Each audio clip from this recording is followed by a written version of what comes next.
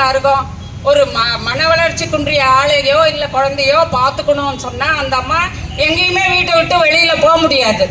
அவங்களோட நிலவரம் அந்த மாதிரி. அப்போ அவங்களுக்கும் சேர்த்து நம்ம பார்க்க வேண்டியது அரசோட கடமையா இல்லையா? பேரில் மட்டும் ஒரு 1000 ரூபாய் போட்டு வச்சுட்டு அது லைனில் இருக்காங்க, அந்த பிரகாரம் தான் உங்களுக்கு வரும் அப்படின்னு சொல்கிற பதிலை மட்டும் கொடுத்துக்கிட்டு இருந்தால் போதுமா? இந்த 1500 ரூபாயே பதிவு பண்ணிட்டு அரசாங்கம் சொல்லக்கூடிய கணக்கே ரொம்ப கம்மி.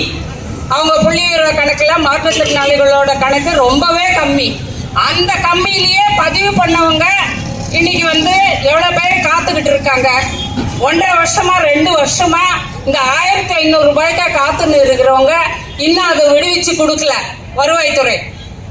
அது மட்டும் இல்லாம அந்த மன வளர்ச்சி குன்றியவங்களை பார்த்துக்கிறதுக்கு 1000 ரூபாய் கொடுங்கன்னு கேட்டதுல வெறும் உதவித்தொகையை உயர்த்தி கொடு, உதவித்தொகையை உயர்த்தி கொடு, உதவித்தொகையை உயர்த்தி கொடு, பாரபட்சம் காட்டாது, பாரபட்சம் காட்டாது, மாற்றுத்திறனாளிகளுக்கு மாற்றுத்திறனாளிகளுக்கு பாரபட்சம் காட்டாது, பாரபட்சம் காட்டாது. தமிழக அரசு தாவைக்கு அரசு, தமிழக அரசு தாவைக்கு அரசு உயர்த்திடு உயர்த்திடு, உயர்த்தி கொடு, உயர்த்தி கொடு, உதவித்தொகையை உயர்த்தி கொடு, உதவித்தொகையை உயர்த்தி கொடு, உதவித்தொகையை உயர்த்தி கொடு, உதவித்தொகையை உயர்த்தி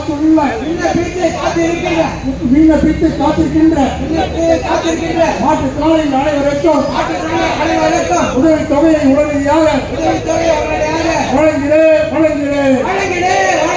போதாது போதாது போராது போராது 1500 2000 ஏமாத்திரம் 1500 ஏமாத்திரம் உயர்த்தி கொடு உயர்த்தி கொடு உயர்த்தி கொடு, உதவித்தொகையை உயர்த்தி கொடு என்று சொல்லி ஆர்ப்பாட்டம் மாற்றுத்திறனாளிகள் ஆர்ப்பாட்டம் மாற்றுத்திறனாளி ஆர்ப்பாட்டம் தமிழகம் தழுவிய ஆர்ப்பாட்டம் ஆர்ப்பாட்டம் வெல்லட்டும் வெல்லட்டும் வெல்லட்டும் வெல்லட்டும் வெல்லட்டும் வெல்லட்டும்.